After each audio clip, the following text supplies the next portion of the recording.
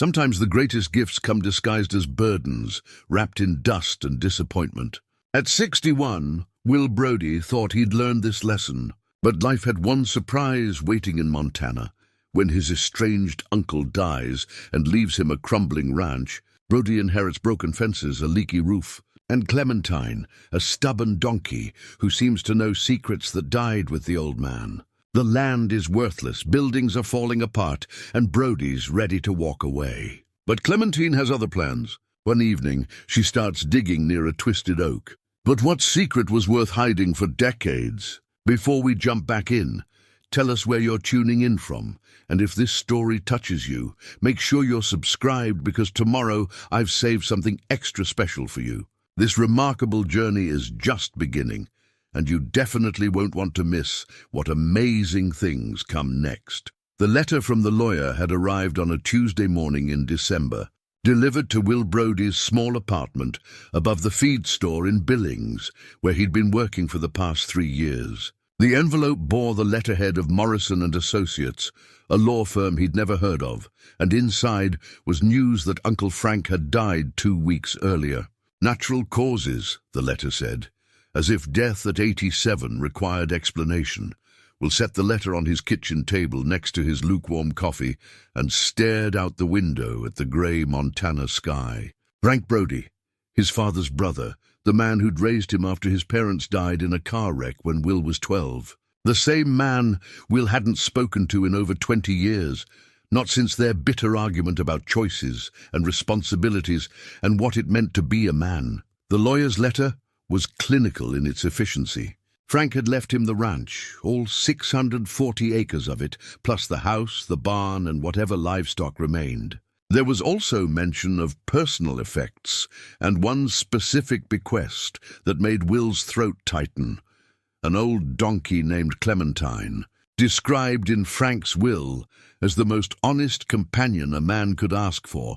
Will had driven out to the ranch 3 days later, taking the familiar dirt road that wound through the crazy mountains. He'd grown up on this land, spent his teenage years mending fences and hauling hay, learning the hard lessons that only come from working with your hands and watching the sky for weather. The drive felt like traveling backwards through time, each mile peeling away years until he was 17 again. Angry and restless and desperate to escape what he saw as a life sentence of isolation and endless chores.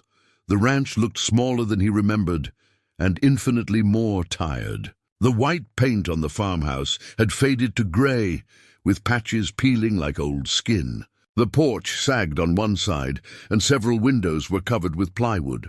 The barn's roof showed gaps where shingles had blown away, and the corral fence listed at dangerous angles. Everything spoke of years of deferred maintenance and the gradual surrender that comes when a man grows old alone. But it was the donkey that surprised him most. Clementine stood in the small pasture behind the house, grey and shaggy with age, her ears pricked forward as she watched Will's truck pull up the drive. She was smaller than he'd expected, maybe 11 hands high, with intelligent dark eyes and a way of holding her head that suggested opinions about everything. When Will climbed out of his truck, she ambled over to the fence and regarded him with what he could only describe as recognition. "You must be Clementine," he said, extending his hand. She sniffed his fingers, then allowed him to scratch behind her ears. Her coat was winter-thick and soft, and there was something profoundly calming about her presence. The house key was where Frank had always kept it, under the third stone from the porch steps. Inside, the rooms held the accumulated stillness of a life lived in solitude. Frank's coffee cup still sat in the sink, and his reading glasses lay folded on the kitchen table next to a worn, paperback Western. The living room was spare but comfortable, dominated by Frank's old recliner and a stone fireplace that had warmed countless evenings. Will moved through the rooms slowly, remembering. Here was the kitchen where Frank had taught him to cook simple meals: beans and cornbread, fried eggs, coffee strong enough to wake the dead. There was the living room where they'd sit after supper, Frank reading while Will did homework, the only sounds the ticking clock and the occasional pop from the fire. And there, tucked between Frank's chair and the bookshelf, was an old wooden crate that Will hadn't seen in decades. Inside the crate were photographs, dozens of them, mostly black and white images from another era. Will recognized his grandparents, stern-faced pioneers who'd homesteaded this land in 1923. There were pictures of Frank as a young man, impossibly handsome in his army uniform, and later photos of him working the ranch with Will's father. But it was the photograph at the bottom of the pile that stopped Will cold. It showed Frank and a woman Will had never seen before, both of them young and laughing, standing beside a painted pony near the old oak tree that grew behind the house. The woman was beautiful in the way that only old photographs could capture, with dark hair and eyes that seemed to hold secrets. On the back, in Frank's careful handwriting, were the words, "Margaret and me, summer 1962. Some roads we never traveled." Will studied the photograph for a long time, trying to reconcile this laughing, carefree version of his uncle with the serious, sometimes stern man who'd raised him. Frank had never married, never spoke of women except in the abstract, and Will had always assumed his uncle simply preferred solitude. But this photograph suggested a different story, one of paths not taken and choices that echoed across decades. The rest of the house told similar stories of a life lived quietly, but not without depth. Frank's bedroom was neat as a military barracks, but his closet held not just work clothes, but a good suit, still wrapped in plastic from the dry cleaner. The bathroom cabinet contained not just necessities, but a bottle of expensive cologne, barely used. And in the kitchen, tucked behind the everyday dishes, Will found a set of fine china that had never seen a meal. These were the possessions of a man who'd prepared for occasions that never came, who'd hoped for company that never arrived. They spoke of optimism maintained in the face of disappointment, of a heart that remained open despite years of solitude. Will spent his first night at the ranch in Frank's old room, lying in the narrow bed where his uncle had slept for decades. The silence was profound, broken only by the wind in the eaves and the occasional sound of Clementine moving around in her pasture. It was the kind of deep quiet that city dwellers never experience, a silence so complete it almost had weight. He woke before dawn to the sound of Clementine braying, a harsh but somehow musical call that seemed to demand attention. When he looked out the window, he saw her standing near the back fence, her head turned toward the old oak tree that dominated the back of the property. She brayed again, then began walking in that direction, looking back as if expecting him to follow. Will dressed quickly and stepped outside into the sharp December air. His breath formed clouds in the cold, and frost crunched under his boots as he walked toward the pasture. Clementine met him at the gate, pushing against his hand with her nose, in what seemed like urgency. "What is it, girl?" he asked, unlatching the gate. "What's got you so worked up?" She led him toward the oak tree, a massive specimen that had probably been growing when his great-grandparents first settled the land. Its trunk was easily 6 feet across, gnarled and scarred by decades of weather, but still strong. Clementine stopped beside it and began pawing at the ground with her front hoof, scraping away the thin layer of snow to reveal the dark earth beneath. Will watched her for several minutes, trying to understand what had captured her attention. The tree looked the same as it always had, ancient and permanent, and somehow reassuring in its endurance. But Clementine continued her pawing, becoming more insistent, almost frantic in her movements. "There's nothing there, Clementine," Will said gently. "Just old tree roots and dirt."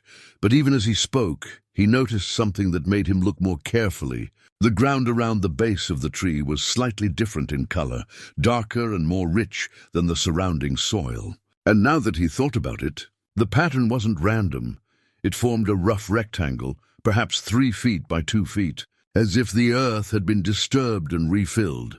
Clementine stopped her pawing and looked at him directly, her dark eyes holding an intelligence that seemed almost human. Then she brayed once more, a sound that carried across the empty landscape like a question waiting for an answer. Will knelt beside the dark patch of earth and brushed away more snow. The soil underneath was definitely different, looser and more worked than the hard-packed clay that surrounded it. "Someone had dug here and not too long ago," The earth had settled, but not completely, leaving subtle signs that spoke to anyone who knew how to read the land. He looked up at Clementine, who stood watching him with what seemed like satisfaction. The morning sun was beginning to clear the mountains to the east, painting the snow-covered fields in shades of gold and pink. The beauty of the moment wasn't lost on him, standing beside this ancient tree with an old donkey who seemed to know secrets he could only guess at. "Frank," he said quietly, speaking to the memory of his uncle and maybe to the land itself, "what were you keeping from me?" The wind picked up, stirring the bare branches of the oak tree and sending a few late leaves spiraling to the ground. Clementine nuzzled his shoulder gently, and Will had the strange sensation that he was standing at the edge of a mystery that would change everything he thought he knew about his family, his past, and the legacy that had been left in his care.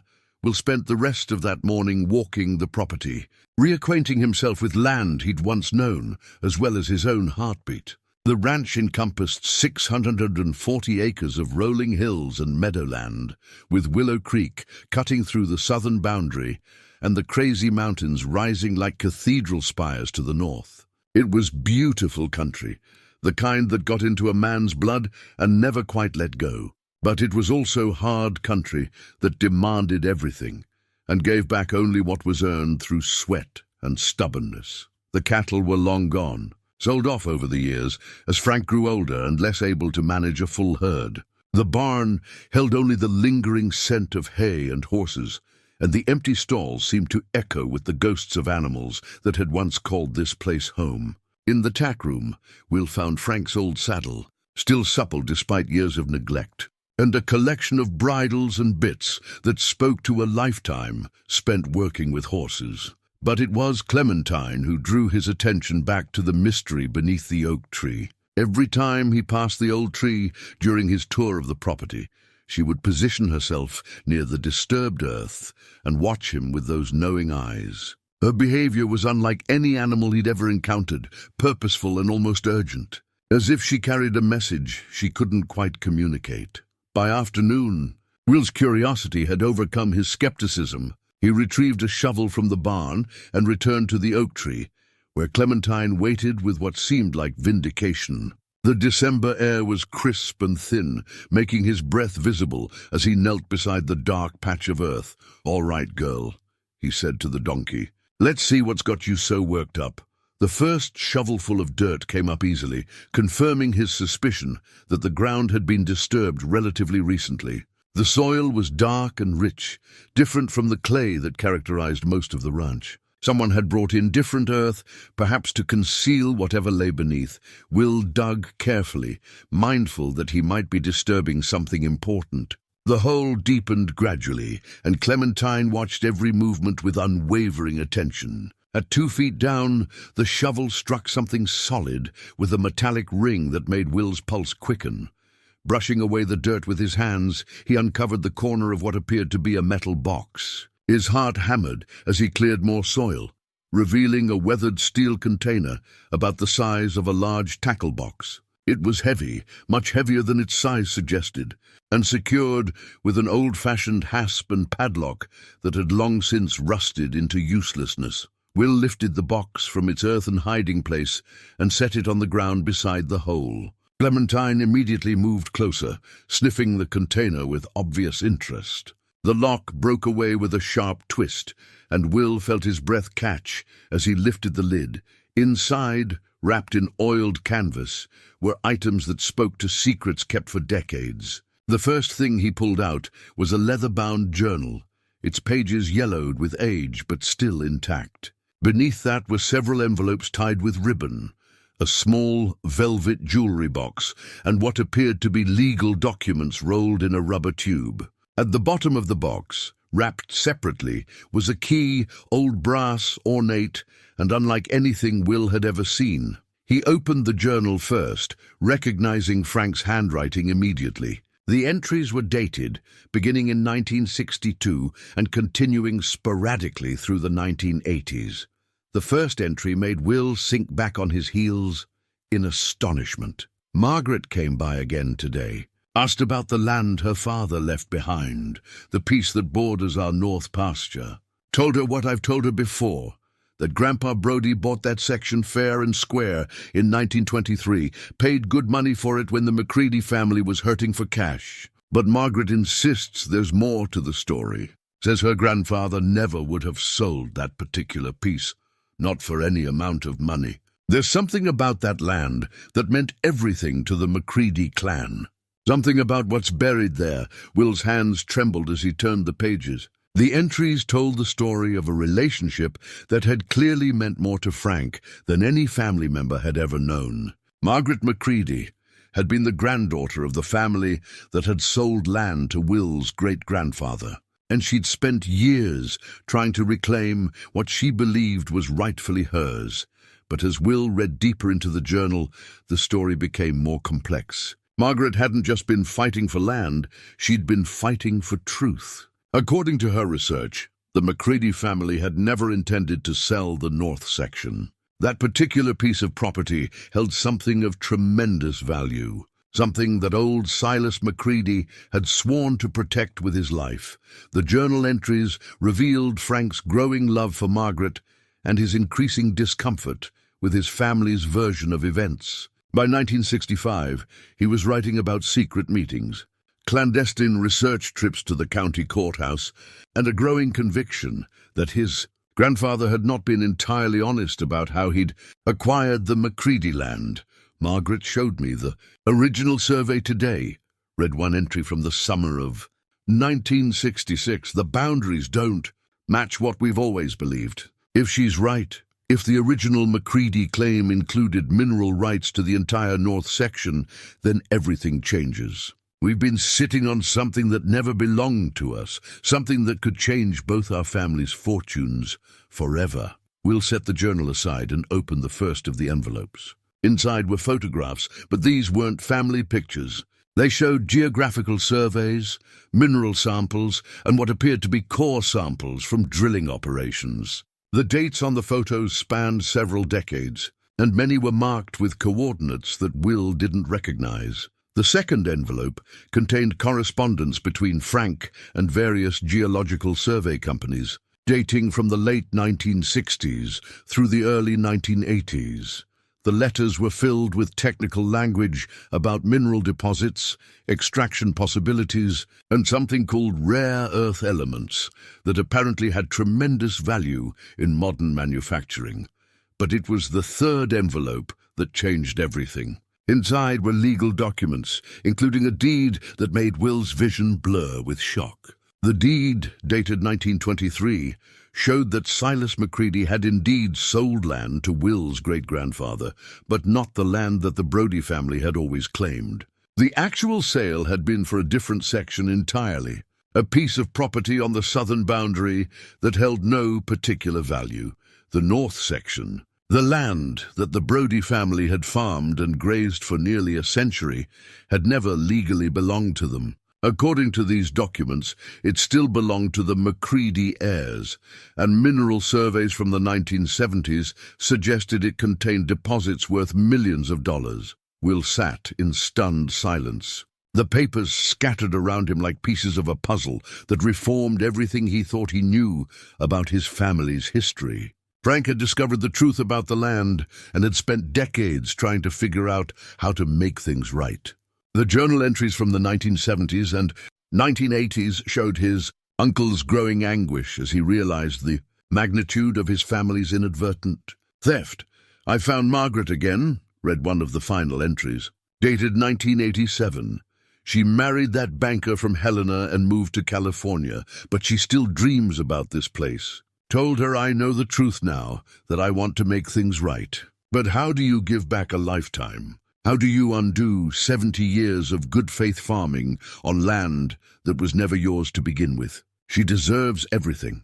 The land, the mineral rights, the future that was stolen from her family. But giving it to her means destroying mine."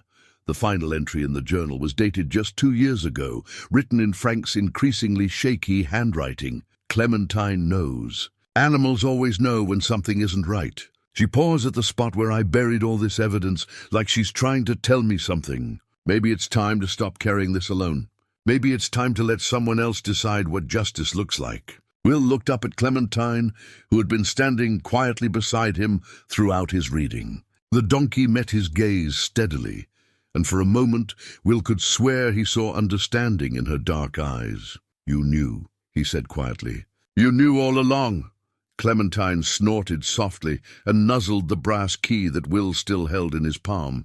The key was warm from his grip, and something about its weight and design suggested it opened something important. Something that would complete the story Frank had started, but never finished. As the December sun began to set behind the mountains, painting the snow-covered fields in shades of purple and gold, Will carefully repacked the box and carried it toward the house. His world had shifted fundamentally in the space of a few hours, and he needed time to understand what Frank's discovery meant for his future. But one thing was already clear. The ranch he'd inherited wasn't just a burden or a gift. It was a trust, and until he understood the full extent of Frank's secret, he couldn't in good conscience make any decisions about selling or staying. The mystery that Clementine had led him to was just the beginning of a much larger story, one that would challenge everything he thought he knew about family, honor, and the weight of the past. That night, Will sat at Frank's kitchen table with the contents of the metal box spread before him, like evidence in a trial that had never taken place. The brass key lay in the center of it all, catching the light from the overhead fixture and seeming to mock him with its secrets. Outside, the wind had picked up, rattling the loose windows and reminding him of how alone he was with this burden of knowledge. He'd read through Frank's journal twice more, and each reading only deepened his understanding of his uncle's torment. Frank had been a good man, caught in an impossible situation, honor-bound to his family's legacy, but unable to ignore the truth of what they'd unknowingly taken from another family. The journal entries painted a picture of a man slowly being torn apart by the weight of secrets, and the impossibility of making things right, without destroying everything he'd been taught to value. Will found himself thinking about Margaret McCriedi, the young woman in the photograph, who had grown old, fighting for what belonged to her family. According to Frank's journal, she'd married and moved to California, but that had been decades ago. Was she still alive? Did she have children? Grandchildren who might have inherited her determination to reclaim the McCriedi legacy. The legal documents were clear enough for someone with common sense to understand, even without a law degree. The Brody family had been farming the wrong section of land for nearly a century, believing in good faith that they owned property that had never been theirs to begin with. It was an honest mistake, the kind that happened when surveys were imprecise and record-keeping was haphazard. But an honest mistake that had compounded over decades into something much larger. Will picked up the brass key again, turning it over in his weathered hands. It was clearly old, probably dating from the early 1900s, and its design suggested it opened something more substantial than a simple door or chest. The key was too large and ornate for a house lock, too substantial for a jewelry box. Whatever it opened had been important enough for Frank to include it with the most significant documents of his life. A sudden braying from outside made Will look up from his contemplation. Clementine was calling again, her voice carrying clearly through the night air. He glanced at the clock on the stove. Nearly 11 o'clock, well past the time when any sensible animal should be settling in for the night. Will pulled on his coat and stepped outside into the bitter December air. The sky was clear and filled with more stars than any city dweller ever saw, the kind of night sky that reminded a person how small they were in the vast scheme of things. Clementine stood near the barn, silhouetted against the white snow, and when she saw him approaching, she began walking toward the old structure with purpose. The barn was Frank's domain, a place where Will had spent countless hours as a teenager learning to work with his hands and understand the rhythms of rural life. The main doors stood slightly ajar, and Clementine pushed through them with the confidence of an animal who knew every inch of the property. Inside, the barn was dark except for the moonlight streaming through gaps in the roof. Will found the old lantern that Frank had always kept by the door and managed to get it lit after several tries. The warm yellow light revealed the familiar interior, empty stalls, feed bins, and the accumulated tools and equipment of a working ranch. But Clementine wasn't interested in the main barn. She was standing near the back wall, pawing at what appeared to be a section of wooden planking that looked slightly different from the rest. Will approached slowly, holding the lantern high, and realized that this part of the wall was actually a door, so well fitted and weathered that it blended seamlessly with the surrounding boards. "What is it, girl?" Will murmured, running his hand along the edges of the hidden door. What else was Frank hiding? His fingers found a small keyhole, nearly invisible in the old wood, and Will's pulse quickened as he recognized its size and shape. The brass key from the buried box fitted perfectly, turning with a satisfying click that echoed in the quiet barn. The hidden door swung open to reveal a narrow room that Will had never known existed. His lantern light illuminated what appeared to be Frank's private office, a space where his uncle had kept his most important papers and conducted business he'd never shared with anyone. The room was small but organized, with a simple desk, a filing cabinet, and shelves lined with books and documents. But what drew Will's attention immediately was the wall map that dominated one side of the space. It showed the ranch and surrounding area in meticulous detail, with different colored pins marking various locations and property boundaries drawn in multiple colors of ink. Will set the lantern on the desk and studied the map more carefully. The red pins marked the boundaries of the original Brody property, the land his great-grandfather had legitimately purchased in 1923. The blue pins showed the McCriedi claim, the land that the Brody family had been farming for decades without legal right. But it was the green pins that made Will's breath catch. They marked specific locations throughout the disputed territory, each one labeled with dates and numbers that corresponded to the geological surveys he'd found in the buried box. On the desk, Will found another journal, this one more recent and focused specifically on Frank's research into the mineral deposits on the McCriedi land. The entries were technical, filled with geological terms and survey data, but the implications were staggering. According to Frank's research, the disputed section contained some of the richest rare earth mineral deposits in the entire state of Montana. Rare earth elements, Will learned from Frank's careful notes, were essential components in everything from cell phones to wind turbines to electric car batteries. The demand for these materials had skyrocketed in recent decades, and the few known deposits in North America were worth fortunes that earlier generations could never have imagined. Frank's research suggested that the McCriedi land contained enough rare earth minerals to support a major mining operation for decades. Conservative estimates valued the deposits in the hundreds of millions of dollars, with some projections reaching into the billions if the minerals could be extracted efficiently. Will sank into Frank's desk chair, overwhelmed by the magnitude of what he was learning. This wasn't just about returning stolen land to its rightful owners. This was about a fortune that could transform lives, communities, entire regions. The responsibility of this knowledge felt crushing, far beyond anything he'd ever been asked to handle. In the filing cabinet, he found more correspondence, including letters from mining companies and geological survey firms that dated from just a few years ago. Frank had been actively researching the mineral rights situation right up until his death, trying to understand not just the legal implications, but the practical realities of returning such valuable property to its rightful owners. One letter from a mining consultant in Denver made Will's hands tremble as he read it.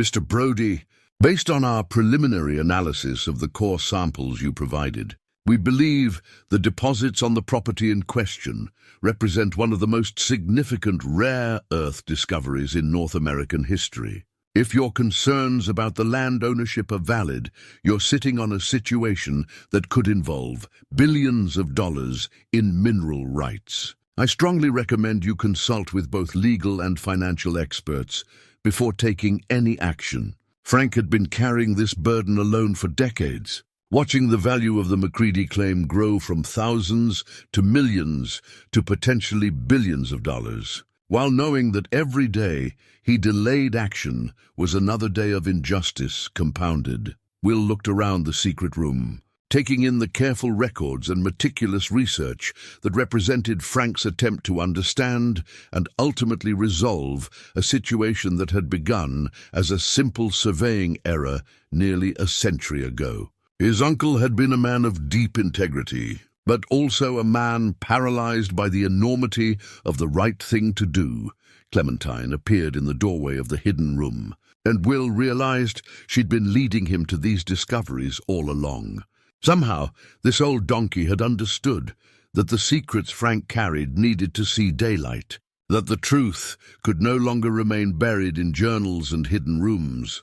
"Frank," Will said quietly, speaking to the memory of his uncle and the weight of his legacy, "you've left me quite a puzzle to solve." Outside, the wind continued to howl through the mountains, but inside the secret room, surrounded by the evidence of Frank's lifelong struggle with conscience and duty, Will began to understand that his inheritance was far more complex than a simple ranch and an old donkey. He'd inherited a moral crisis that would test everything he believed about family, justice, and the price of doing what was right. Will spent the next morning in town, sitting in the parking lot of the Crazy Mountain Diner with his cell phone pressed to his ear and a growing sense of dread in his stomach. He'd been making calls for 2 hours, starting with directory assistance and working his way through a maze of government offices, trying to understand the legal implications of what Frank had discovered. The conversation with the Montana Department of Natural Resources had been particularly enlightening. According to the clerk he'd spoken with, mineral rights disputes involving Native American tribal lands and early homestead claims were among the most complex legal issues in the state. When significant mineral deposits were involved, these cases could take decades to resolve and often required federal intervention. "Mr. Brody," the clerk had said, "if you're dealing with a situation involving rare earth minerals and disputed land ownership dating back to the 1920s, you're looking at something that could involve multiple state agencies, federal oversight, and potentially millions of dollars in legal fees. My advice would be to contact an attorney who specializes in mineral rights law before you do anything else." But it was the call to the county assessor's office that had shaken Will most deeply.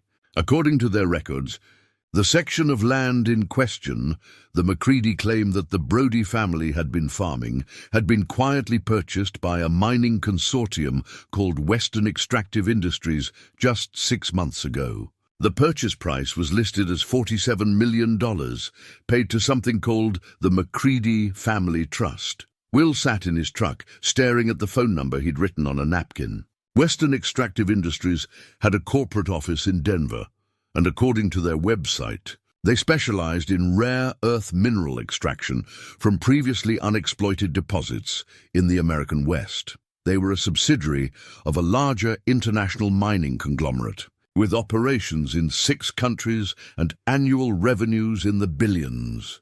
The implications were staggering.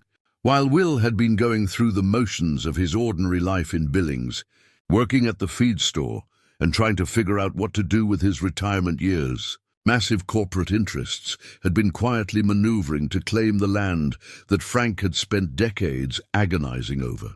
The McCriedi heirs had apparently found a way to reclaim their heritage and had sold it to the highest bidder without ever setting foot on the property, but something about the timing bothered.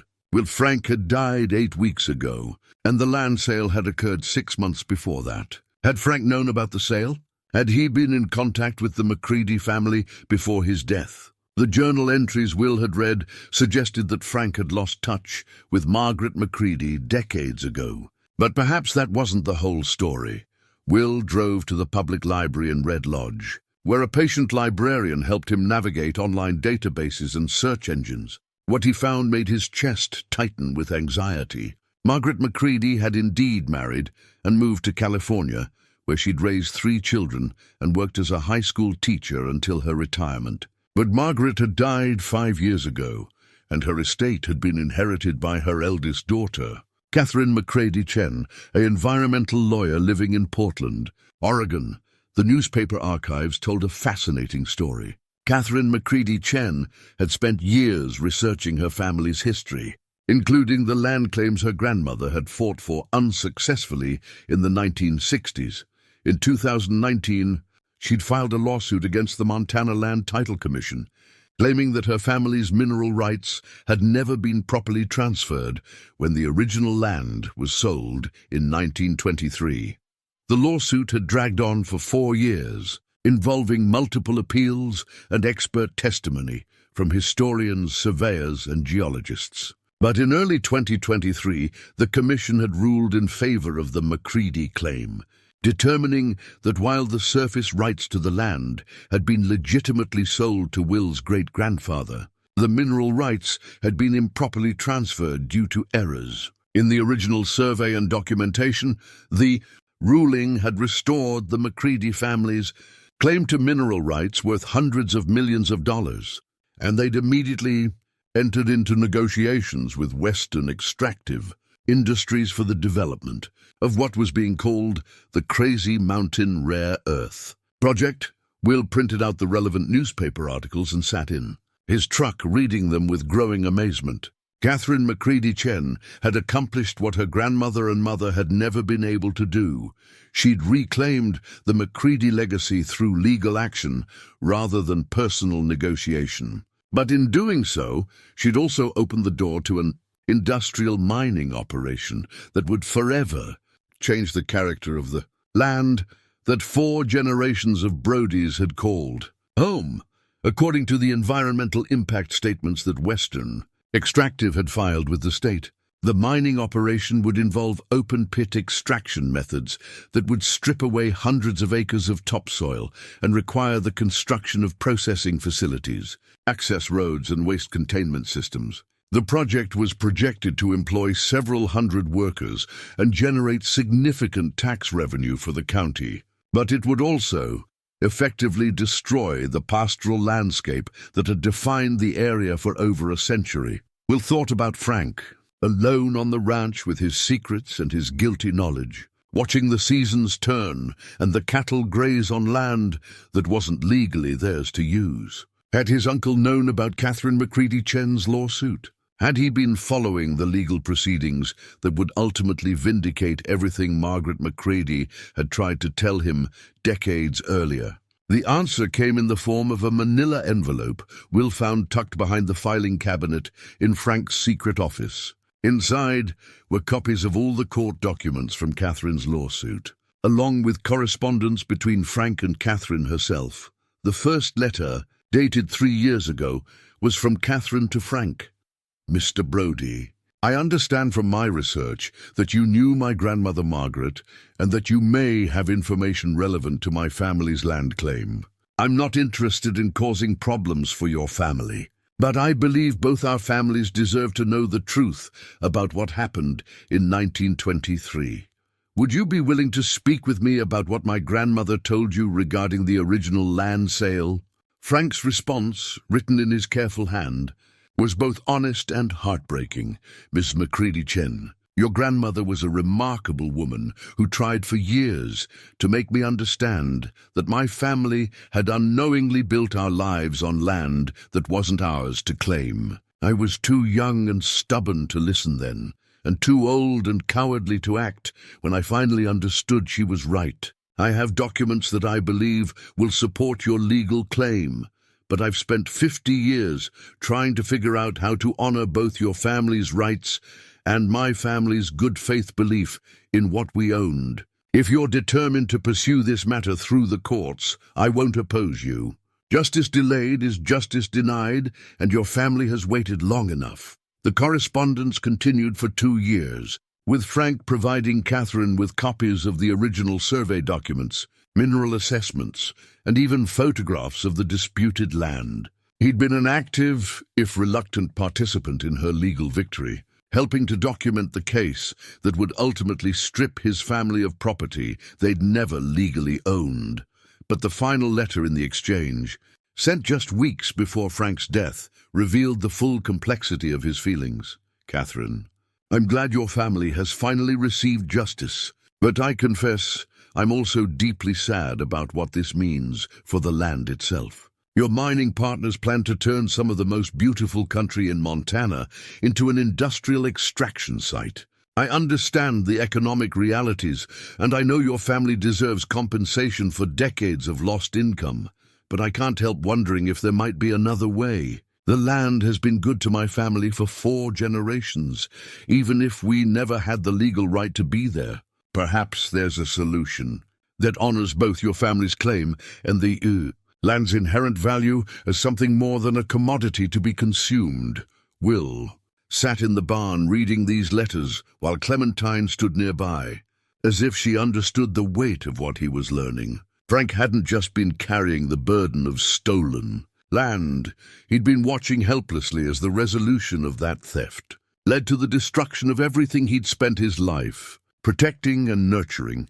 The mining operation was scheduled to begin construction in the spring, just a few months away. According to the project timeline, Western Extractive would start by building access roads and clearing the land for the open-pit excavation. Within 2 years, the rolling hills and meadows where Will had learned to work and live would be transformed into an industrial moonscape of heavy machinery and chemical processing facilities. Will understood now why Frank had seemed so melancholy in his final years, why he'd grown increasingly withdrawn and reluctant to maintain the ranch. His uncle had been watching the countdown to the end of a way of life, knowing that the resolution of his family's moral debt would ultimately destroy everything they'd built on that debt. The weight of this knowledge settled on Will's shoulders like a yoke he'd never asked to carry. He was now the sole keeper of Frank's secrets, the only person who understood the full complexity of what was about to happen to the land that had shaped 4 generations of his family. And with that knowledge came a responsibility he wasn't sure he was prepared to handle. Will spent 3 days wrestling with the decision before finally picking up the phone to call Catherine McCriedi Chen. He'd found her law office number in Portland and rehearsed what he wanted to say, but when her secretary put him through, the words came out in a jumbled rush that probably made him sound like a lunatic. Ms. McCriedi Chen, this is Will Brody. I'm Frank Brody's nephew, and I inherited his ranch when he passed away. I've been going through his papers, and I found the correspondence between you and my uncle about the mineral rights dispute. There was a long pause on the other end of the line, and Will could hear the sounds of a busy office in the background, phones ringing, voices in conversation, the normal bustle of professional life that seemed very far removed from his current reality. Mr. Brody, Catherine said finally, her voice careful and professional, I'm sorry for your loss. Your uncle was a remarkable man who helped my family reclaim something we thought was lost forever. How can I help you? Will found himself struggling to explain the complexity of what he'd discovered. How do you tell someone that you understand they've legally reclaimed their family's heritage, but that you're desperate to find a way to prevent that heritage from being destroyed in the process? I know that your family has every legal right to do whatever you want with the mineral claims, he began, and I know that my family never had any legal right to that land in the first place. But I'm wondering if there might be some way to discuss this situation before the mining operation begins. Another pause, longer this time. When Catherine spoke again, her voice had lost some of its professional distance. Mr. Brody, what exactly are you proposing? I don't know yet, Will admitted. But my uncle spent his final years agonizing over this situation, and I've inherited more than just his ranch. I've inherited his regret and his sense of responsibility. If there's any way to honor your family's claim while preserving the land itself, I'd like to explore it. Catherine was quiet for so long that Will began to wonder if the call had been disconnected. When she finally spoke, her voice carried a weariness that made her sound much older than her 50-some years. Mr. Brody, can I be completely honest with you? Please. The mining contract with Western Extractive was signed 6 months ago, and breaking it would cost my family approximately $12 million in penalties and legal fees. The operation is scheduled to begin in March, which is less than 3 months away. Even if I wanted to explore alternatives, and I'm not saying I do, the practical realities make it nearly impossible. Will felt his heart sink. But Catherine wasn't finished. However, she continued, I will say that selling those mineral rights was the most difficult decision my family has ever made. My grandmother fought for that land for 40 years, not because she wanted to get rich, but because she believed it held something sacred that needed to be protected. When she died, she made me promise to reclaim our family's claim, but I don't think she ever imagined that reclaiming it would mean destroying it. What was sacred about it? Will asked. What did your grandmother think was so special about that particular section of land? That's a long story, Catherine said, and not one I can tell you over the phone. But if you're serious about exploring alternatives, and if you understand that you'd be working against tremendous legal and financial obstacles, then maybe we should meet in person. Will felt a spark of hope. You'd be willing to do that? My grandmother never stopped talking about Frank Brody, Catherine said.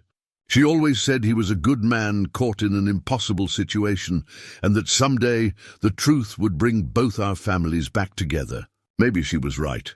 They arranged to meet the following week at the ranch. Catherine would fly into Billings and drive out to see the land that had been the source of her family's struggle for 4 generations. Will spent the intervening days trying to prepare for a conversation he didn't fully understand and couldn't entirely predict. He also spent time with Clementine, who had become his constant companion as he walked the property and tried to imagine what it would look like transformed into an open-pit mine. The donkey seemed to sense his emotional turmoil and stayed close, offering her silent presence as he grappled with questions that had no easy answers. On the morning Catherine was scheduled to arrive, Will woke early and took one more walk through the disputed section of land.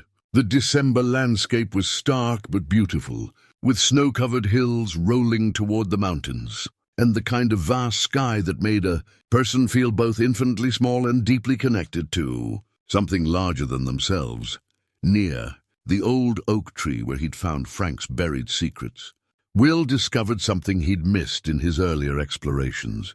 Hidden beneath the snow and partially concealed by fallen branches was a stone marker, roughly carved with symbols that looked Native American in origin. The marker was old, much older than any of the European settlement in the area, and it had been placed with obvious care and intention. Will brushed away the snow and studied the carvings more carefully. He wasn't an expert in Native American culture, but even he could recognize that the symbols seemed to represent natural elements: water, mountains, animals, and what appeared to be the earth itself. The marker had been deliberately positioned to align with the ancient oak tree, creating a relationship between human intention and natural growth that spoke to generations of respect and careful stewardship. When Catherine's rental car pulled up the ranch drive that afternoon, Will was waiting on the porch with Clementine beside him. Catherine was smaller than he'd expected.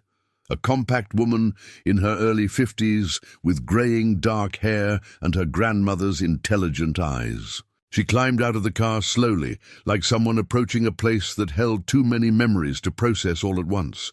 "You must be Will," she said, extending her hand. "And this must be the famous Clementine that your uncle wrote about." Clementine approached Catherine with none of the caution she usually showed toward strangers. Instead, she allowed Catherine to scratch her ears and seemed to lean into the contact with obvious pleasure. "She likes you," Will observed. "Animals always know," Catherine said, echoing something Frank had written in his journal. "They can sense when someone understands what's really important." Will led Catherine to the disputed section of land, following the path he'd walked countless times as a teenager. As they walked, Catherine told him about her grandmother Margaret, painting a picture of a woman who had never stopped believing that her family's connection to this land was about more than ownership or profit. "My grandmother was part Crow," Catherine explained. Her great-grandfather had been a tribal leader who negotiated with the early white settlers about land use and water rights. The McCriedi family wasn't just homesteaders. They were guardians of something that the Crow people had considered sacred for centuries.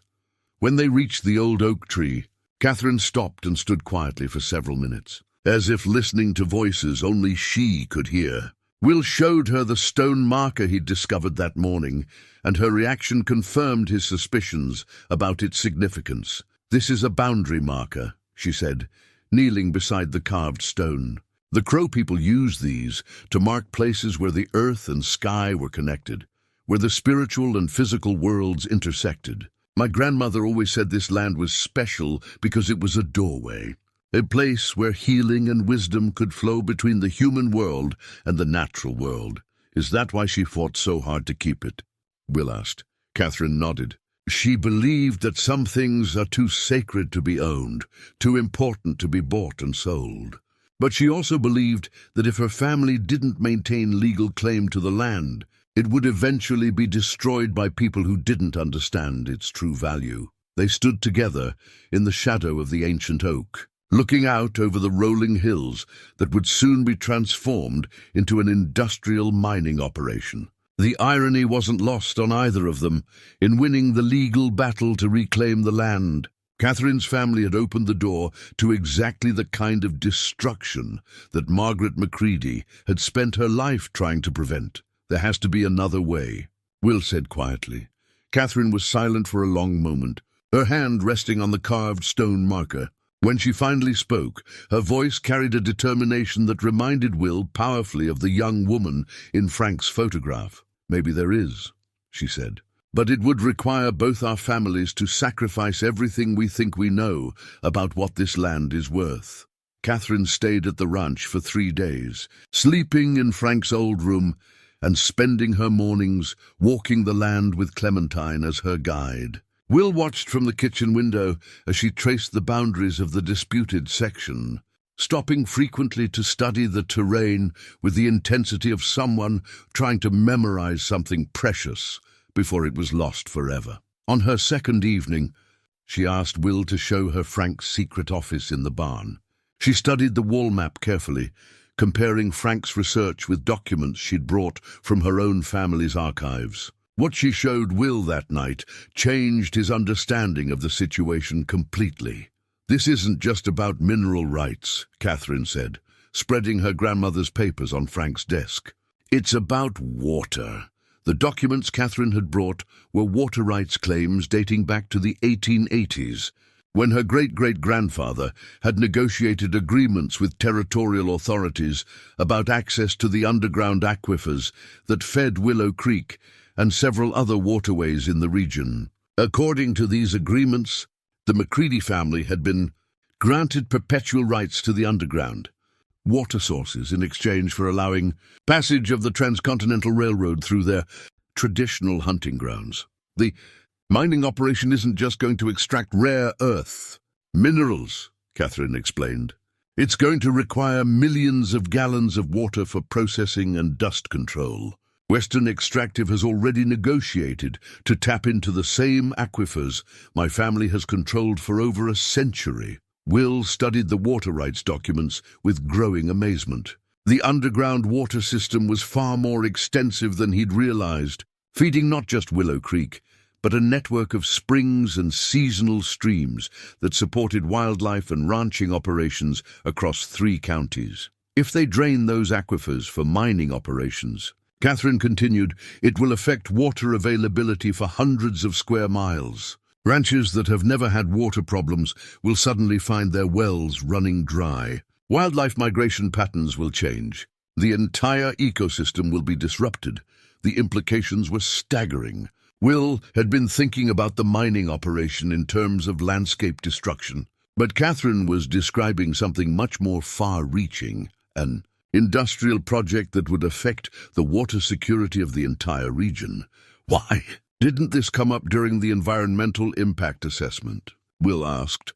Catherine's expression grew grim. Because Western Extractive has lawyers who are very good at compartmentalizing environmental reviews. They filed separate impact statements for the mining operation, the water usage, and the waste management, making it almost impossible for regulators to see the cumulative effect of the entire project. She pulled out another document, this one more recent. But my grandmother's water rights agreements included provisions that require any industrial use of the aquifers to be approved by the tribal authorities as well as state and federal agencies. Western Extractive either didn't know about these provisions or hoped they could proceed without triggering them. Will felt a spark of hope. Does that mean the mining operation can be stopped? Not stopped, Catherine said carefully. But it might mean we have some leverage to negotiate a different approach. That night, Catherine called the tribal council offices on the Crow reservation, speaking in a mixture of English and what Will assumed was the Crow language. The conversation lasted nearly an hour, and when she hung up, her expression was thoughtful but cautious. "I've arranged a meeting with the tribal council for next week," she said. "My grandmother's brother's grandson, Robert Prettyfeather, is now one of the tribal attorneys. If we can demonstrate that the water rights issues were never properly addressed, the tribe might be willing to file an injunction to halt the mining operation until a proper environmental review is completed." But even as hope began to build, Catherine was careful to manage expectations. "You need to understand, Will, that this is a long shot. Western Extractive has unlimited legal resources and political connections. Even if we can get an injunction, they'll fight it with everything they have. And my family is still bound by the mining contract. We can't simply walk away without facing enormous financial penalties." Will spent the next several days researching everything he could find about water rights law, tribal sovereignty, and environmental protection regulations. What he learned was both encouraging and discouraging. While tribal water rights were indeed powerful legal tools, they were also complex and frequently challenged by corporate interests, with deeper pockets and more political influence.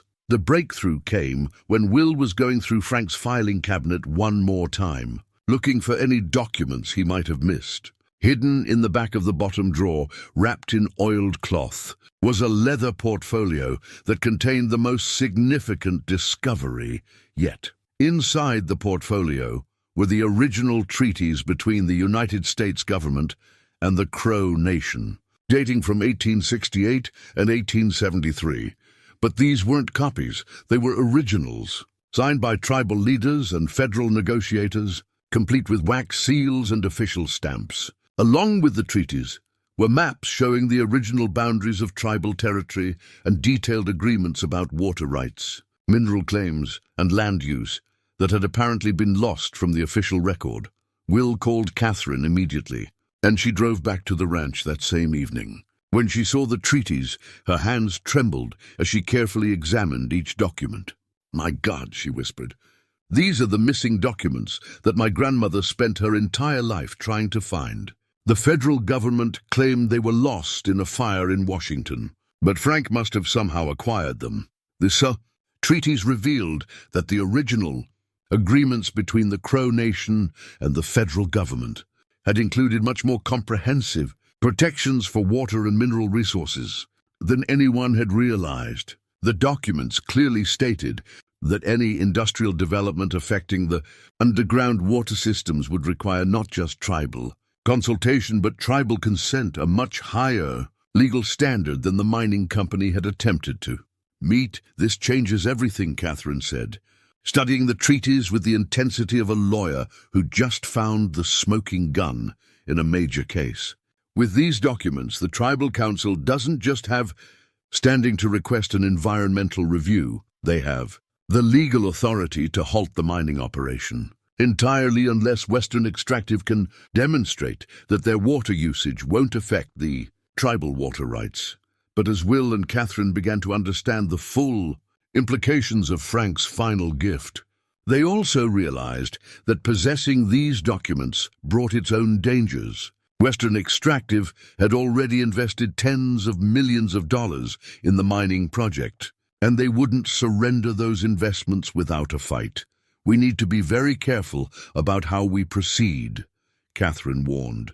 Once we reveal the existence of these treaties, we're going to be fighting against some of the most powerful corporate interests in the mining industry. They'll use every legal and political tool they have to discredit these documents or find ways around them. Will looked out the kitchen window at Clementine, who stood near the oak tree as if maintaining a vigil over the land she'd helped protect.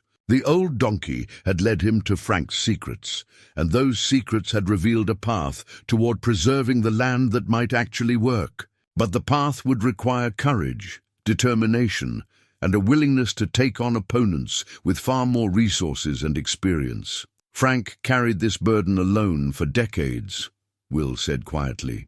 I don't want to make the same mistake. Whatever we do it together. Catherine nodded, her grandmother's determination shining in her eyes. Together, she agreed.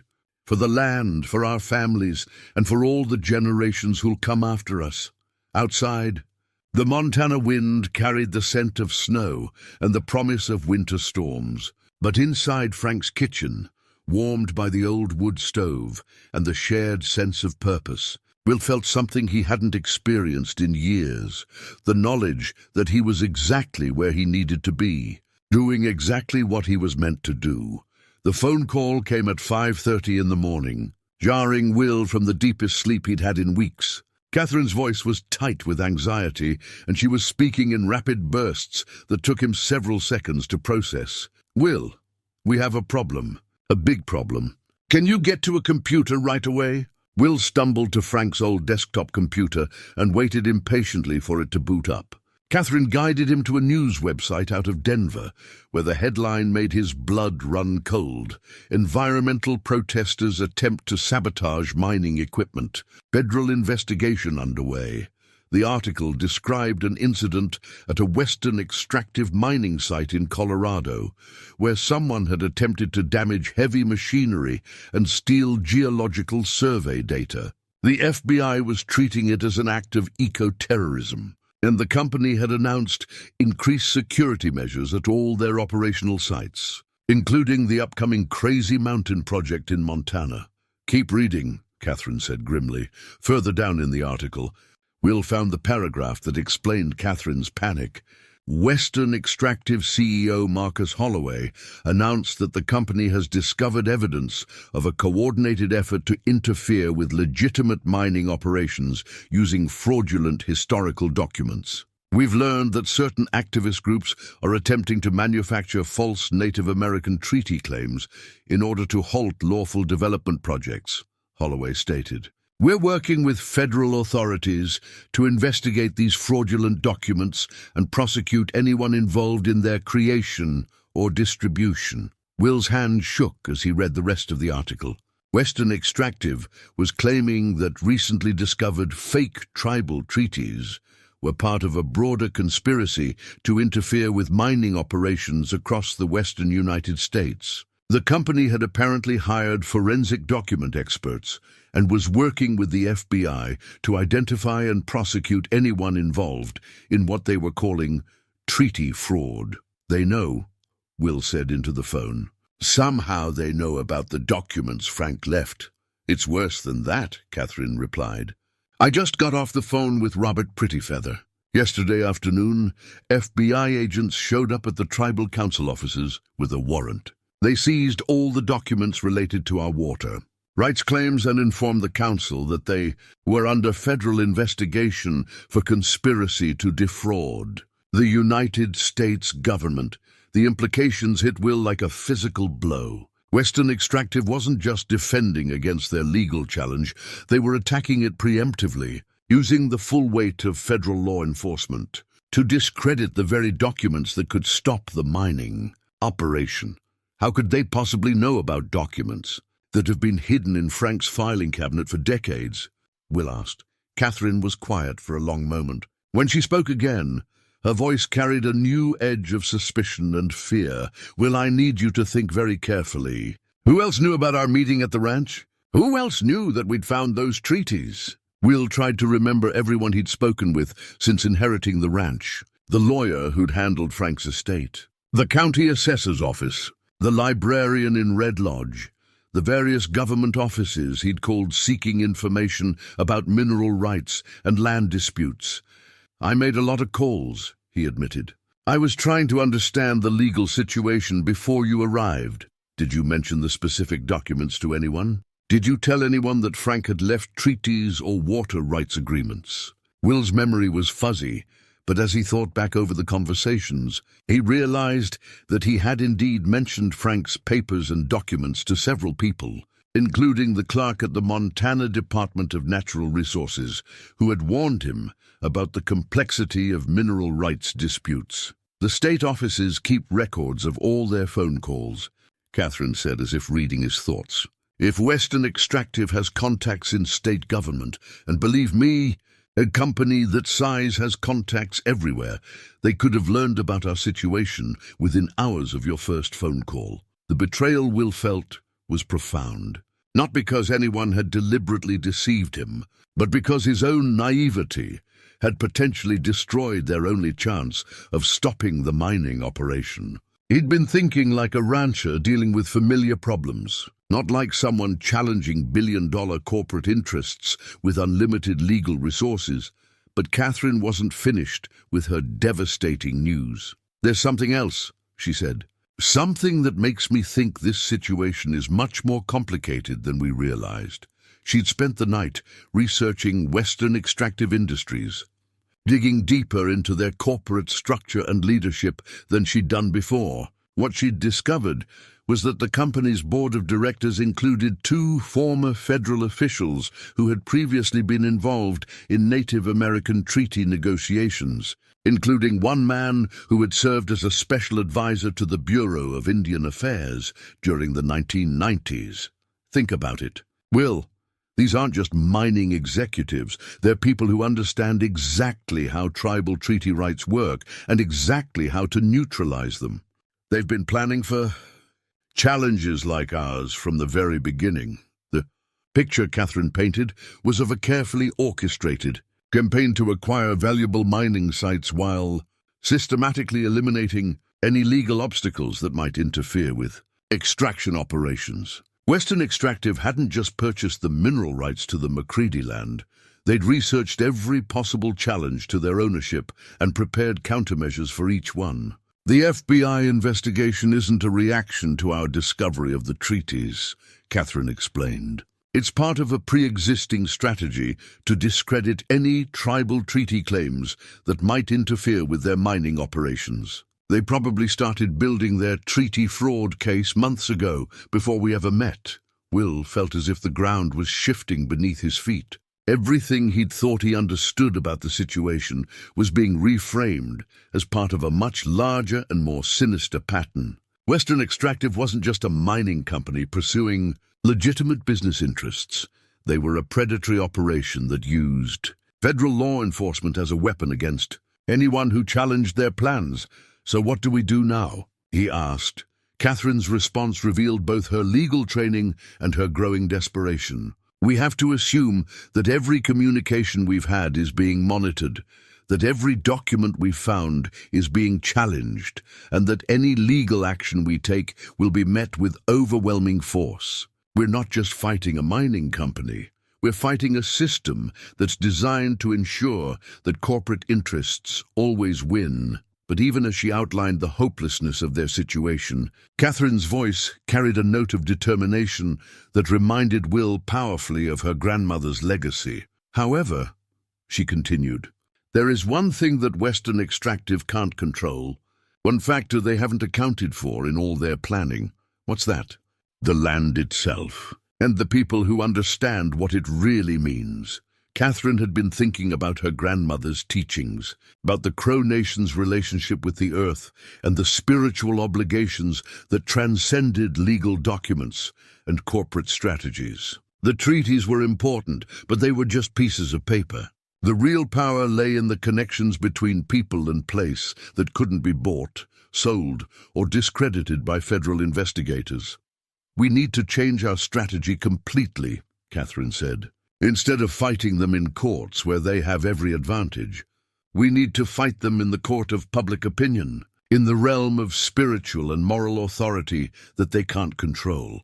Will found himself thinking about Clementine, who had known from the beginning that something important was buried beneath the oak tree. The old donkey hadn't needed legal documents or government approval to understand what needed protection. She'd simply acted on the knowledge that some things were too valuable to be lost. "What are you proposing?" Will asked. "I'm proposing that we stop acting like this is a legal problem and start treating it like what it really is, a spiritual and moral crisis that affects everyone who cares about the relationship between people and the land." Catherine's plan was audacious and risky, but it offered something that legal challenges could never provide: the possibility of touching people's hearts and consciences in ways that corporate lawyers couldn't anticipate or control. "But first," she said, "we need to get those original treaties to a safe place where Western extractive can't seize them or discredit them. Because if we're going to change the narrative about what's happening here, we're going to need evidence that people can see and touch and verify for themselves." Will looked out the window at the land that 4 generations of his family had worked and loved. The land that was now threatened not just by mining, but by a web of corporate and governmental power that seemed impossible to challenge. "Frank," he said quietly, speaking to his uncle's memory and the burden of conscience he'd inherited, "I hope you knew what you were getting us into." Outside, Clementine stood near the oak tree in the early morning light, as patient and determined as ever, as if she understood that the real battle was just beginning. Catherine arrived back at the ranch 2 days later with a small convoy that Will hadn't expected. She brought Robert Prettyfeather, the tribal attorney, along with his grandmother, Agnes Prettyfeather, who introduced herself as a tribal elder and keeper of traditional stories. Also with them was Dr. Sarah Chen, Catherine's sister, who worked as a documentary filmmaker in Portland.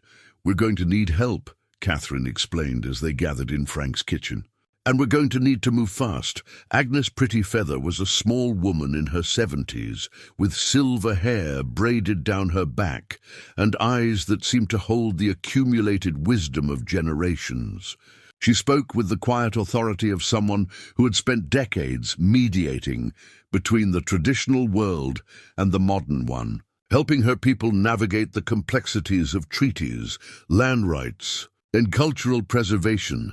"My grandmother told me stories about this place," Agnes said, gesturing toward the window that looked out on the disputed land. "She said it was a place where the earth spoke to people who knew how to listen, where healing waters flowed underground and the spirits of the ancestors watched over the living." Robert Prettyfeather spread tribal maps on the kitchen table, documents that showed the traditional boundaries and sacred sites that predated any European settlement. The maps were hand-drawn on hide and cloth, passed down through generations of tribal historians, and they told a very different story about the land than any legal survey had ever captured. "According to our traditional knowledge," Robert explained, "this entire area was considered a gathering place for multiple tribes. The Crow, the Blackfeet, and the Lakota all came here for ceremonies and healing rituals. The underground waters were considered sacred, and the oak tree that grows on your property was used as a marker for vision quests and spiritual guidance." Will found himself thinking about Clementine's behavior, her persistent attention to the area around the oak tree, and wondered if animals could sense things that humans had forgotten how to perceive. Dr. Sarah Chen had been quietly setting up video equipment while the others talked. And now she spoke for the first time. "We're going to document everything," she said. "The treaties, the traditional maps, the sacred sites, and the stories that explain why this land is important beyond its mineral value. But we're not just making a documentary. We're creating evidence that can't be discredited by corporate lawyers or federal investigators." Her plan was sophisticated and multi-layered. Instead of trying to fight Western extractive in court, where they had every advantage, the group would create a comprehensive digital archive that would make it impossible for the company to control the narrative about what was happening. "We'll live stream the documentation process," Sarah explained, Everything will be broadcast in real time to social media platforms, uploaded to blockchain-based storage systems, and distributed to multiple news outlets simultaneously. Even if they try to seize the original documents or claim they're fraudulent, we'll have created an independent record that thousands of people will have witnessed. Catherine pulled out her laptop and showed Will what they'd already begun. A website called Sacred Waters Montana had been created overnight, featuring a live video feed from the ranch, historical information about the tribal treaties, and a detailed explanation of what the mining operation would do to the local water systems. "We've already got environmental groups sharing the link," Catherine said. "And Robert's been in touch with tribal councils across the region.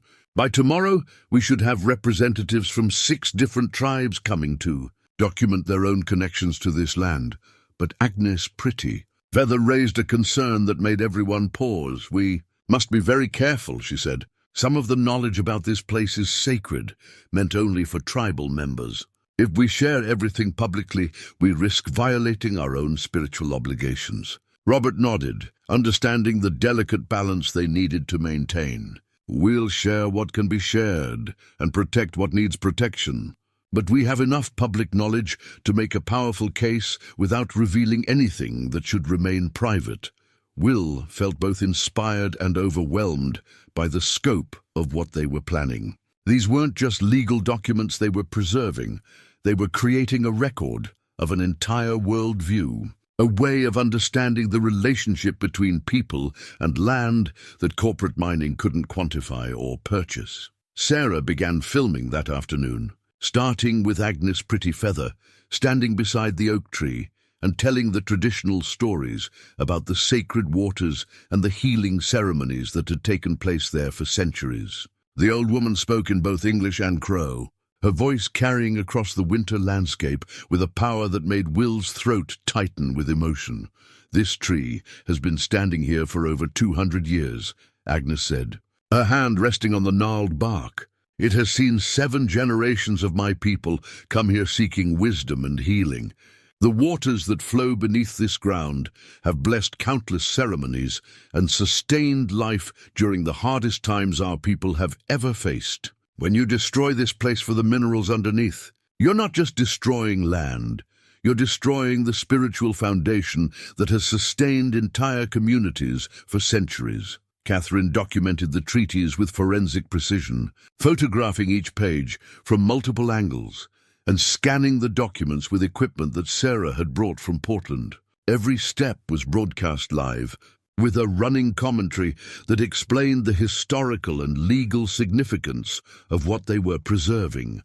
But it was Will's contribution that surprised everyone, including himself. When Sarah asked him to explain why he was willing to give up his family's claim to land they'd worked for 4 generations, his answer came from a place of understanding that he hadn't known he possessed. "I grew up on this land," he said, standing in the pasture where he'd learned to work with cattle and understand the rhythms of the seasons. "It shaped everything I know about responsibility, about what it means to take care of something bigger than yourself. My Uncle Frank spent the last years of his life carrying the weight of knowing that our family had built our lives on land that wasn't ours to claim. He couldn't figure out how to make that right, but maybe we can." Will paused, looking out over the rolling hills that would soon be transformed into an industrial mining operation if their efforts failed. "The mining company wants people to think this is about economics, about jobs and tax revenue and mineral resources that America needs. But some things are worth more than money. Some things are too important to be bought and sold. If we let them destroy this place, we're not just losing land, we're losing a part of our souls." The response to their live documentation was immediate and overwhelming. The website crashed twice from traffic, and the video streams were being shared across social media platforms faster than Sarah could track. Environmental groups, tribal organizations, and ranching associations were all sharing the content, creating a level of public attention that none of them had anticipated. But the response from Western Extractive was swift and aggressive. By evening, the company had issued a statement. claiming that the documentation project was a coordinated disinformation campaign designed to interfere with lawful mining operations. They'd also filed emergency motions in federal court seeking injunctions against any further harassment of their project. More concerning was the phone call that came just before midnight. Will answered to find a man's voice, calm and professional, delivering a message that made his blood run cold. "Mr. Brody, this is Marcus Holloway from Western Extractive Industries. I think it's time we had a conversation." Holloway's tone was conversational, almost friendly, but his words carried unmistakable threats. He knew about the documentation project, he knew about the tribal involvement, and he wanted Will to understand that continuing their efforts would have serious legal and financial consequences for everyone involved. "You're in over your head, Mr. Brody," Holloway said. "You're dealing with federal regulations, tribal sovereignty issues, and mineral rights law that you don't understand. The people you're working with are using you to advance their own political agendas. And when this is over, you're the one who'll be left facing criminal charges for interfering with legitimate business operations." But Holloway also offered a way out. Western Extractive was prepared to purchase the Brody Ranch for 3 times its assessed value, enough money for Will to start over anywhere he wanted.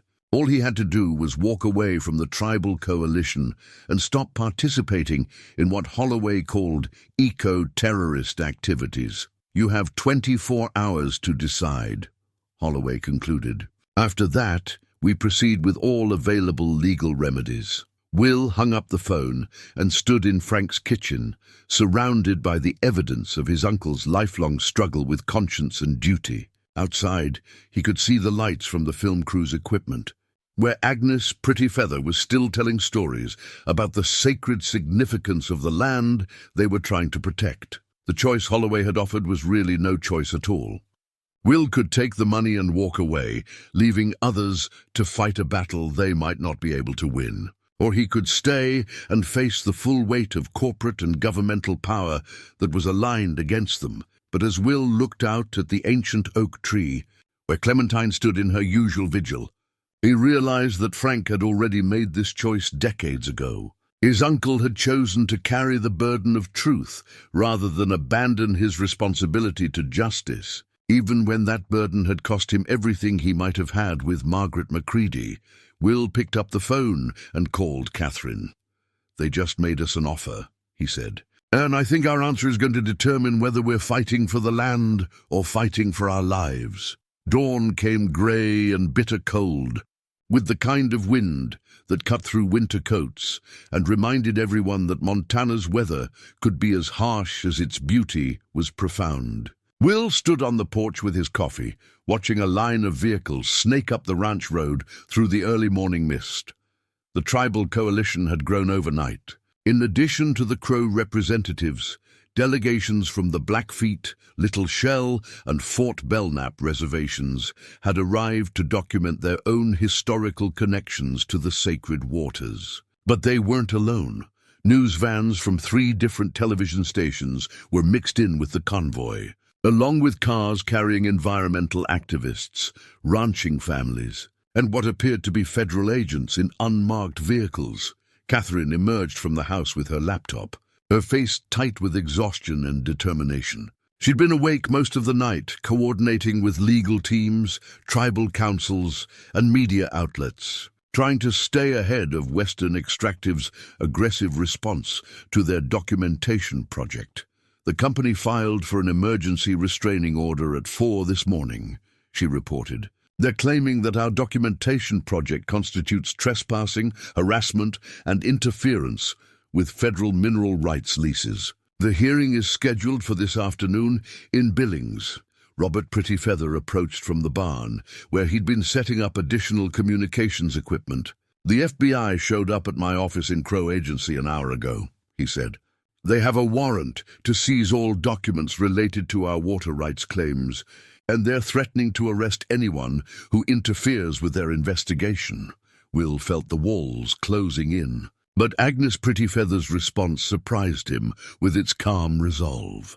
The tribal elder stood beside the oak tree, seemingly unaffected by the federal agents and corporate lawyers who were gathering like storm clouds around the ranch. "Let them come," she said quietly.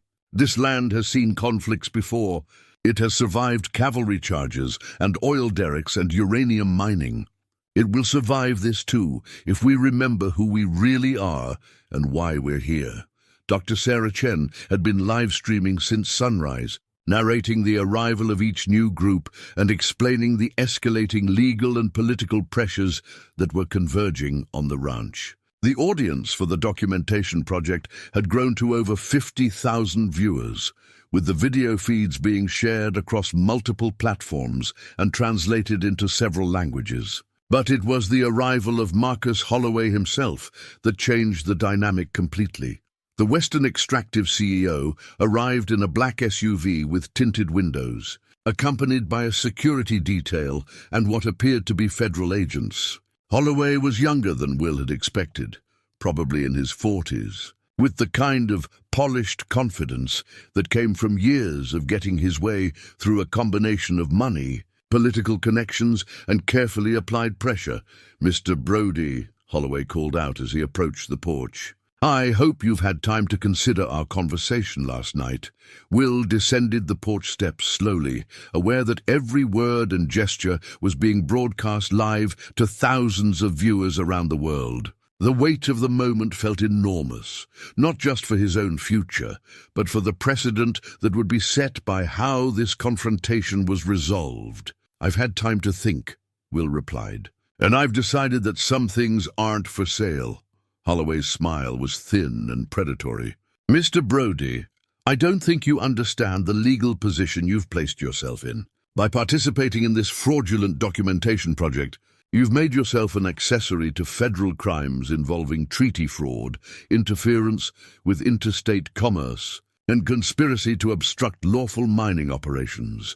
He gestured toward the federal agents who accompanied him. "These gentlemen have warrants for the seizure of all documents and recording equipment related to your claims about tribal treaty rights. Anyone who interferes with the execution of these warrants will be subject to immediate arrest." But Agnes Prettyfeather stepped forward before the agents could move, and her voice carried an authority that made everyone pause.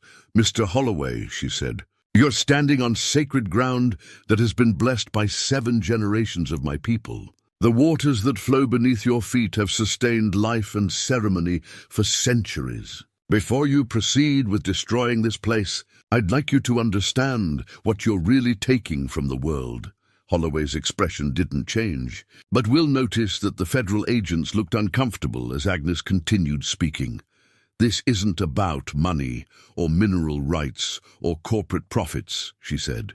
"This is about the responsibility that each generation has to preserve something sacred for the generations that come after. If you proceed with your mining operation, you'll be destroying something that can never be replaced, not just the land, but the spiritual connection between people and place that has sustained communities for longer than your government has existed."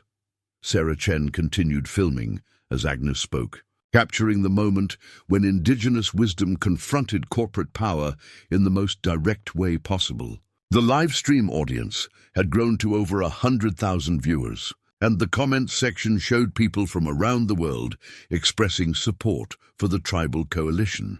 Holloway waited until Agnes finished speaking, then turned back to Will with renewed determination.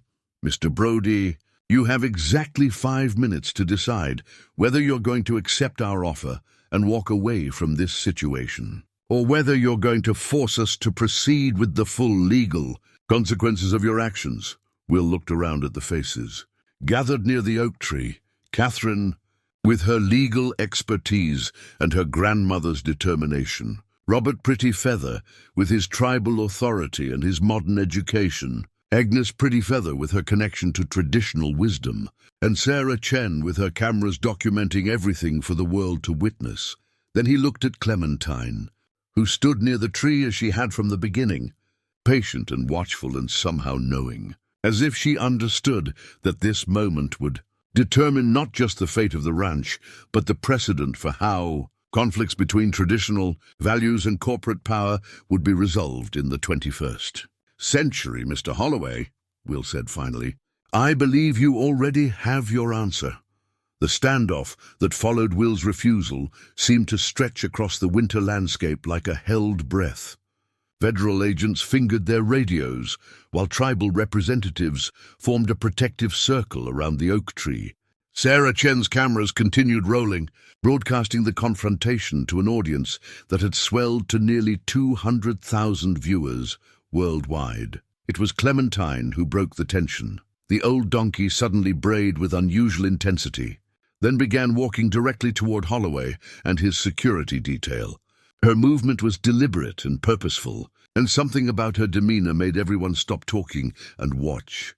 She approached Holloway without fear or hesitation, studying him with those dark, intelligent eyes that seemed to see more than any human could understand. Then, to everyone's astonishment, she gently nuzzled his hand.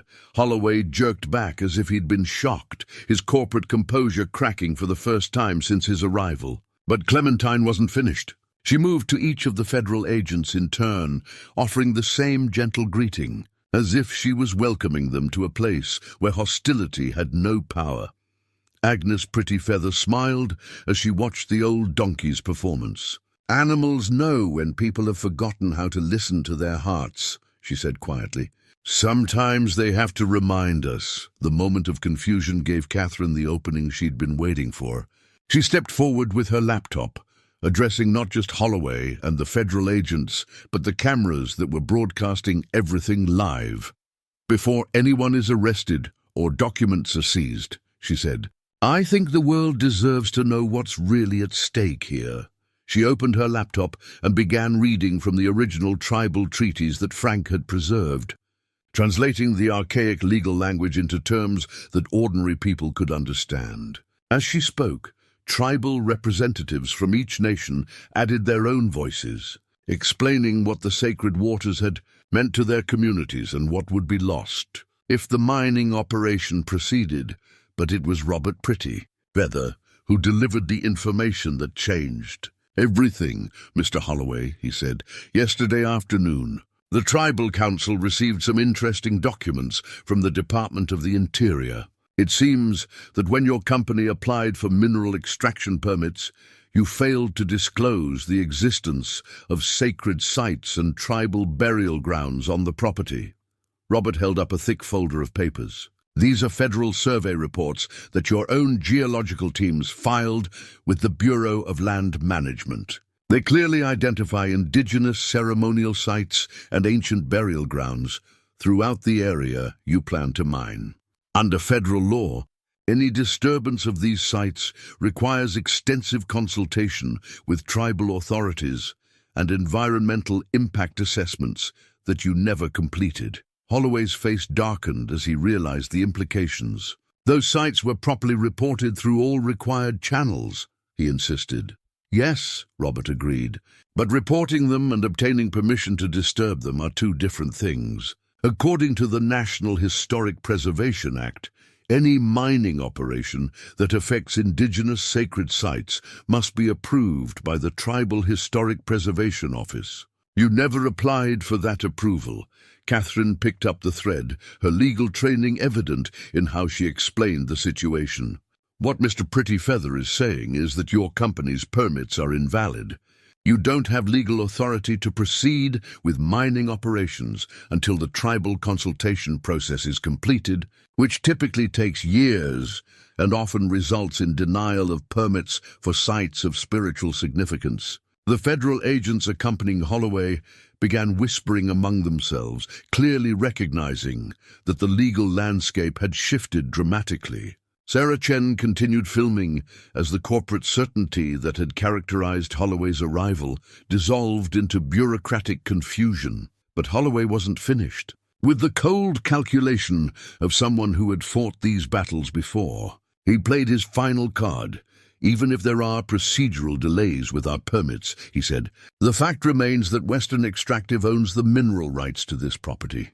Whether we extract those minerals this year or next year, the outcome will be the same. You're fighting to delay the inevitable, not prevent it. It was Will who responded, and his words carried the weight of everything he'd learned about legacy, responsibility, and the true meaning of inheritance. Mr. Holloway, you're right that you might own the mineral rights, but you don't own the water. You don't own the air. You don't own the wildlife, migration patterns, or the soil microorganisms, or the underground root systems that connect this land to ecosystems hundreds of miles away. Will gestured toward the oak tree where Agnes Pretty Feather stood with her hand on the ancient bark. You don't own the spiritual significance of this place, or the memories of 7 generations of people who found healing here, or the responsibility that comes with being temporary custodians of something that belongs to all future generations. He paused, aware that his words were being heard by people around the world who were struggling with similar conflicts between corporate power and community values. You can take the minerals and make your profits, Mr. Holloway, but you can't take the meaning of this place. You can't take the stories or the songs or the prayers that have blessed this ground. And you can't take away the fact that people are willing to stand up and say that some things are more important than money. As Will spoke, something remarkable began happening. The vehicles that had been arriving all morning weren't just bringing federal agents and corporate lawyers. They were bringing families, ranchers from neighboring properties, teachers and students from the local schools, elders from multiple tribal communities, people who had heard about the confrontation through the live streams and had driven hours to be present for whatever was about to happen. By noon, nearly 300 people had gathered around the oak tree, creating a human barrier between the mining interests and the sacred site they were trying to protect. Holloway found himself facing not just legal challenges, but a community mobilization that his corporate strategies hadn't anticipated. The standoff continued through the afternoon, with federal agents reluctant to arrest hundreds of peaceful protesters under the watchful eyes of international media. As the sun began to set behind the crazy mountains, painting the snow-covered landscape in shades of gold and purple, Holloway finally acknowledged the new reality. This isn't over, Mr. Brody, he said as he climbed back into his SUV. Legal delays can only postpone the inevitable. But as his convoy disappeared down the ranch road, Will felt something he hadn't experienced since he was a teenager working alongside Frank in these same fields. He felt like he was exactly where he belonged, doing exactly what he was meant to do, connected to something larger and more permanent than any individual life or corporate agenda. The land would endure, the sacred waters would continue to flow, and the story of this day would become part of the larger story that connected past, present and future in an unbroken chain of responsibility and love. 6 months later, Will stood beside the same oak tree where his journey had begun, but everything had changed. The March snow had given way to the tentative green of early spring, and the meadow around the ancient tree was dotted with wildflowers that seemed to celebrate the victory that few had thought possible. The legal battles had continued through the winter, but the combination of procedural challenges, tribal sovereignty issues, and sustained public pressure had eventually forced Western Extractive to withdraw their mining application. The company had quietly sold their mineral rights back to Catherine's family trust for a fraction of what they'd originally paid, cutting their losses rather than facing years of expensive litigation with uncertain outcomes. Catherine visited the ranch every few weeks now, sometimes bringing her children to see the land their great-great-grandmother had fought to protect. She'd established a conservation easement that would prevent any future industrial development while preserving the property's agricultural and spiritual significance for generations to come. The Sacred Waters Montana project had become something much larger than anyone had anticipated. Sarah Chen's documentary had been selected for the Sundance Film Festival, and the live streams from the winter confrontation had been viewed by over 2 million people worldwide. More importantly, The documentation model they developed was being used by indigenous communities and environmental groups across the country to protect sacred sites from corporate exploitation. Robert Pretty Feather had been elected to the Tribal Council, where he'd established a new department focused on protecting traditional cultural sites and water rights. Ignis Pretty Feather continued to visit the ranch regularly, teaching traditional stories to anyone willing to listen and maintaining the spiritual connections that had made the land sacred in the first place. Will had made his own discoveries about what it meant to inherit more than property. The ranch had become a gathering place for people seeking to understand the relationship between land, community, and responsibility. University researchers studied the traditional ecological knowledge that Agnes shared. Environmental lawyers used the ranch as a case study in successful community organizing. Young farmers came to learn about sustainable agriculture practices that honored both productivity and preservation. But it was Clementine who remained the heart of everything that happened at the ranch. The old donkey had become something of a celebrity, featured in magazine articles and children's books about animals who protect sacred places. Visitors always asked to meet her, and she seemed to enjoy the attention while maintaining the dignified patience that had characterized her from the beginning. This morning, Will was expecting a special visitor. Frank's lawyer had called the week before to say that he'd found one final document among his client's papers, something that Frank had apparently intended to be opened only after the situation with the McCriedi claim had been resolved. The envelope was thick and sealed with wax, marked in Frank's handwriting, "For Will when the land is safe." Inside, Will found a letter written in his uncle's careful script, dated just a month before Frank's death. "Will, if you're reading this, it means you've found the courage to do what I never could. You've chosen justice over comfort, truth over convenience, and the future over the past. I'm proud of you, though I wish I'd been brave enough to stand beside you when it mattered. The ranch is yours now, not because our family ever had a legal right to it, but because you've earned the moral right to be its caretaker. The land doesn't belong to anyone, we belong to it, and our job is to make sure it can sustain life and beauty and spiritual connection for all the generations that come after us. Margaret McCriedi was the love of my life, though I was too stubborn and frightened to admit it until it was too late.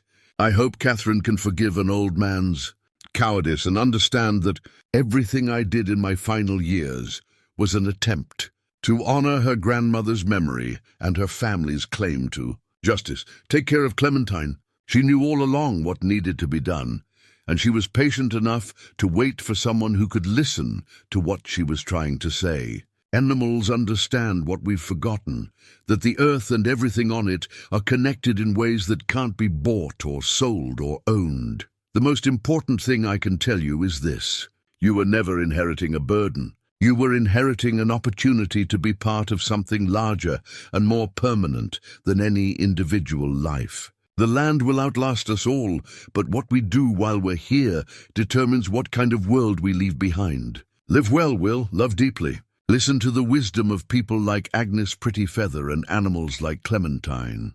And remember that sometimes the greatest gifts do come disguised as burdens, but only if we have the courage to see beyond the surface of things.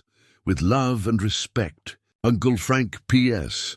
There's one more thing buried beneath the oak tree, about 6 feet west of where you found the first box. Clementine will show you when the time is right. Will folded the letter carefully and walked over to where Clementine stood grazing near the oak tree. The old donkey looked up as he approached, and for a moment Will could swear he saw something like satisfaction in her dark eyes. "Well, girl," he said, scratching behind her ears, "what do you say we go see what other secrets Frank left for us?"